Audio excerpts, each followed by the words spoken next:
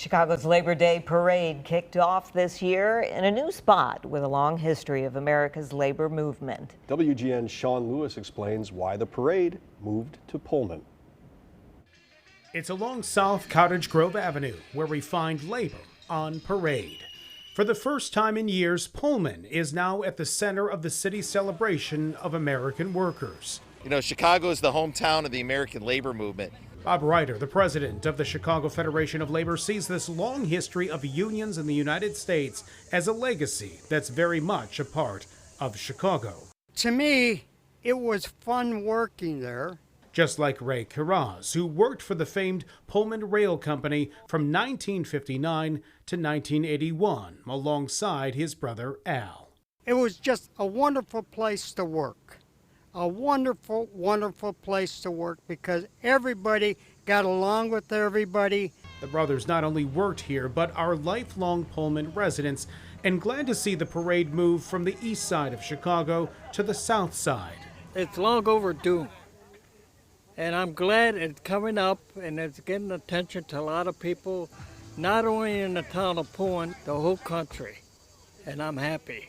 The Pullman workers' strike in 1894 showed the power of unions and led to, at the time, President Grover Cleveland to declare the first Monday of September National Labor Day. I think Pullman is probably the most significant place outside of Haymarket in labor history in Chicago.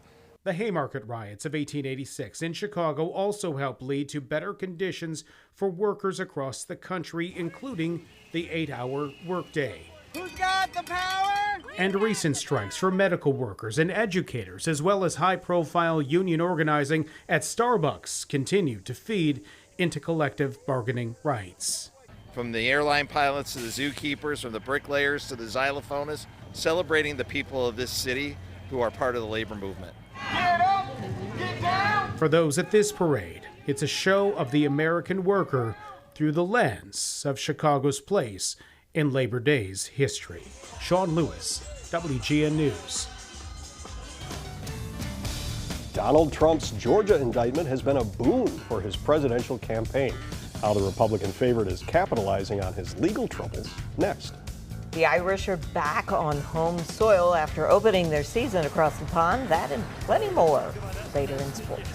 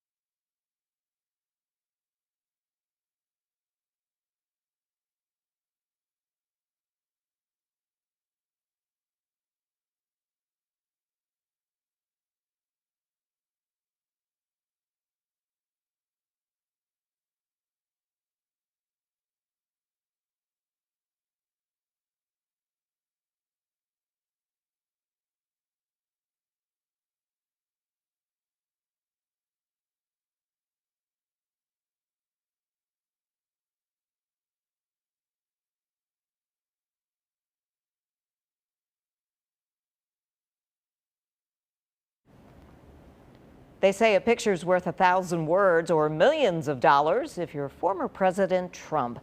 Trump's campaign has raised more than $2 million just off his mugshot from Fulton County, Georgia. Trump has taken to social media promoting shirts, t-shirts, mugs, other items, along with the phrase, "Never surrender." Trump faces 13 felony counts for trying to overturn Georgia's 2020 election results. His support within the GOP has increased since the indictment. A recent Wall Street Journal poll has him at almost 60%. New at 9, Meta is reportedly considering a subscription service for Facebook and Instagram users in the European Union. The New York Times reports the paid plan would allow users to access the apps ad-free. It's a response to an increase in privacy and tech regulation across the EU. In May, the EU fined Meta 1.2 billion euros for violating privacy laws by transferring data from Europe to the United States. Meta has appealed that ruling. One of the greatest American novels is up for auction, and it was owned by one of the greatest basketball players of all time. How can you get Michael Jordan's signed copy of To Kill a Mockingbird?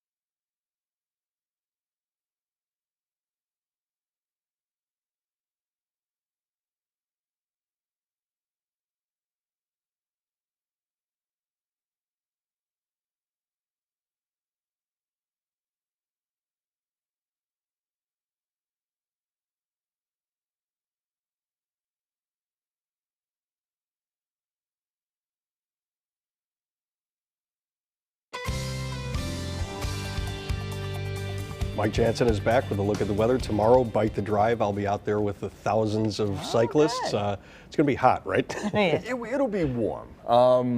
It's going to get hot later in the day. There's no doubt about that. But if you are maybe doing some grilling, Jackie teased this earlier, tomorrow afternoon, we're going to crank those winds up, the temperatures up as well. Looking for highs in the low to mid 90s.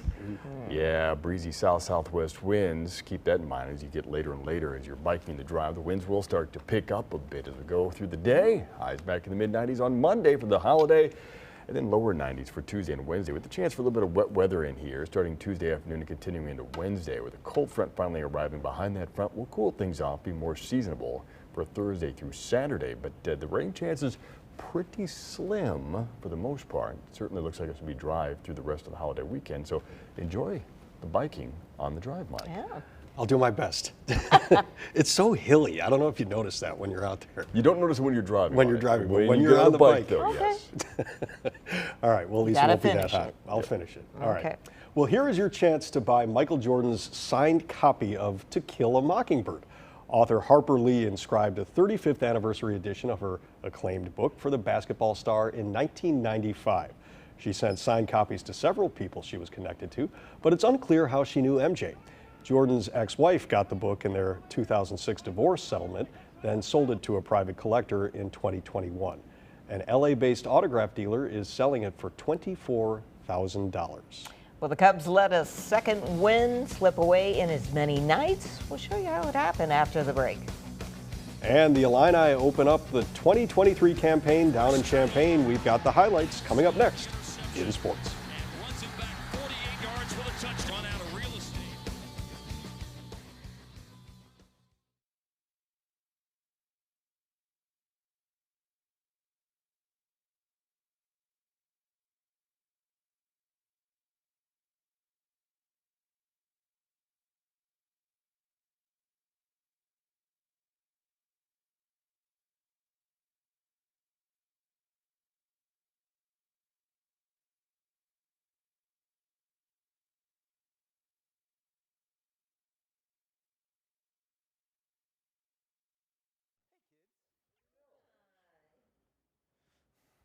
Couldn't quite cover the scratch from my dog on my nose up with all the makeup, but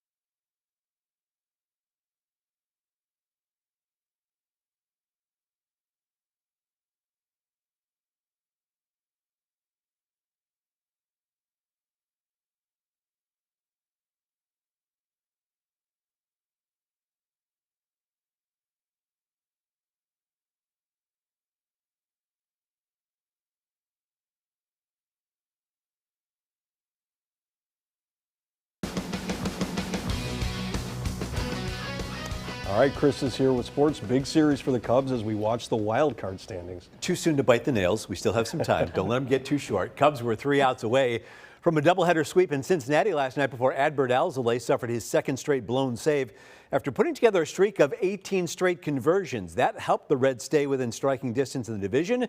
And the wild card races, the teams got back at it tonight. And what an outing again by the rookie, Javier Assad.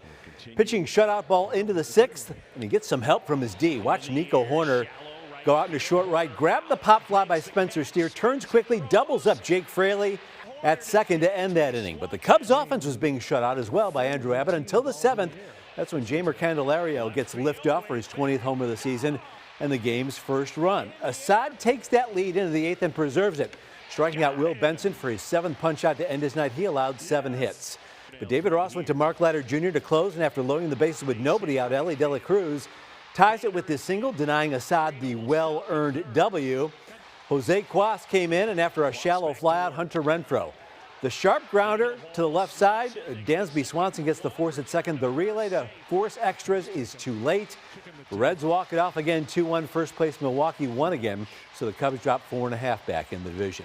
Mike Clevinger went unclaimed on waivers, so he was back on the bump for the White Sox versus Detroit. Miguel Cabrera is playing his final games in Chicago this weekend, still hitting. The 2-out double in the first here accounts for the game's first run, and the Tigers would score many, many more.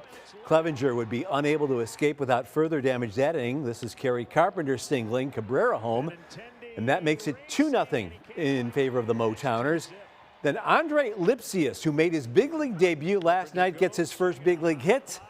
To the peeps in the bleachers for a 4-0 lead. Clevinger allowed 8 runs in 4 innings. Sox get shut out and blown out, collecting just 4 singles. 10-0 the final. Illinois raced out to a 7-1 start last season before fading down the stretch to drop 4 of its last 5. Brett Bielema's 3rd season in Champaign, kicking off after having 4 of his players from last season get drafted into the NFL, including a member of his secondary in each of the first 3 rounds. While his defensive coordinator became head coach at Big Ten West rival Purdue. They opened in Chambana versus defending MAC champ Toledo.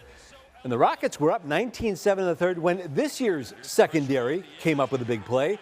Dalton native Miles Scott with a pick at midfield. He'd return it 48 yards for 6 to get the hosts back in it.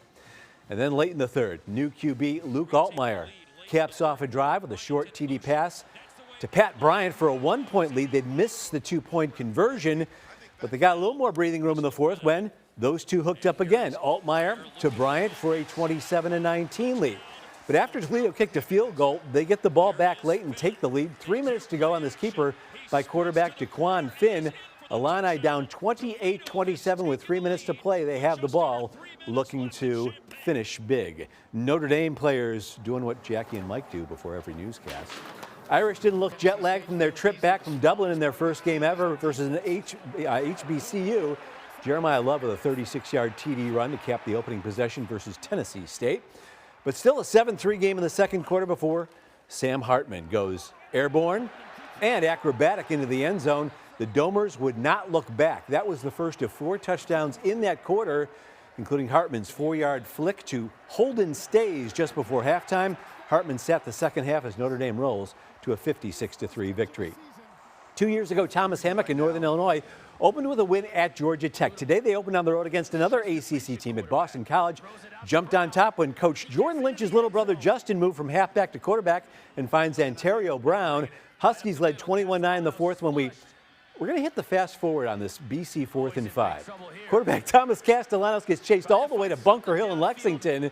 Keep toggling, and NIU's defense probably gassed as he finds Lewis Bond for a first down. The Eagles would eventually score a touchdown to get within 7. Then with under 2 minutes remaining, BC ties it to force overtime. Castellanos to Jaden Williams from 30 yards. After the Eagles settled for a field goal on their possession in overtime, NIU got down to the 1. Rocky Lombardi takes a quick snap, punches it in.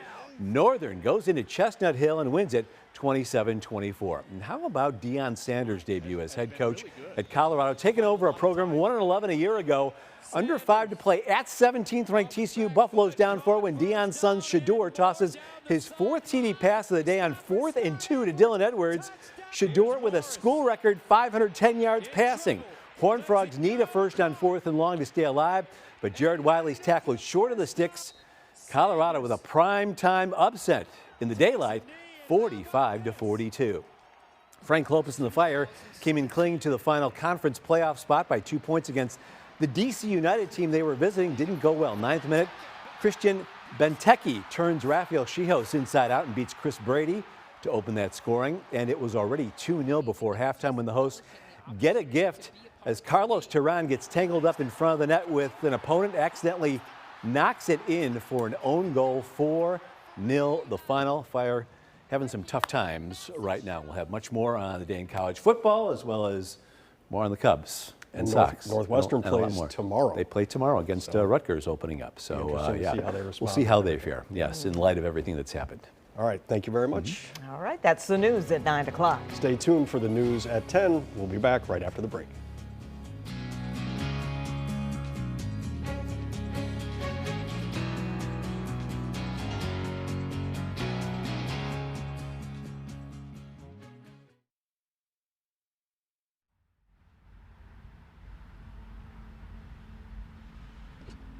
Courtney, mic check, 1, 2, 3. Mic check, 1, 2, 3.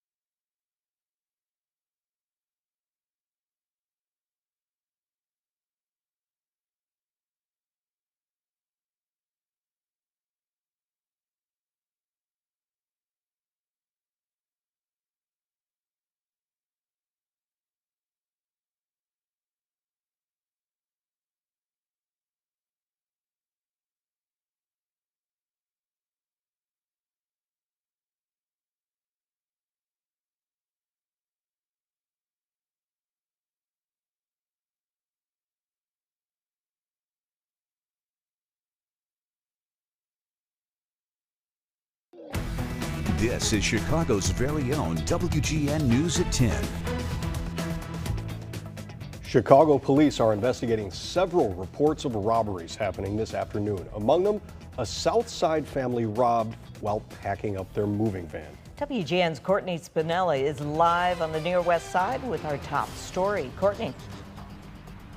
Jackie and Mike, it was a busy afternoon for Chicago police detectives now working to determine whether at least 5 reports of robberies that happened this afternoon are connected.